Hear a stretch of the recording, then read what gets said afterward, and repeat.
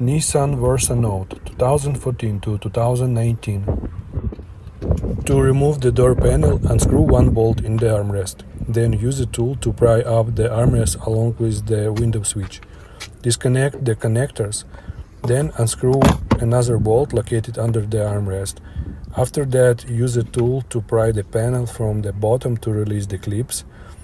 You can then simply lift the panel upward and remove it.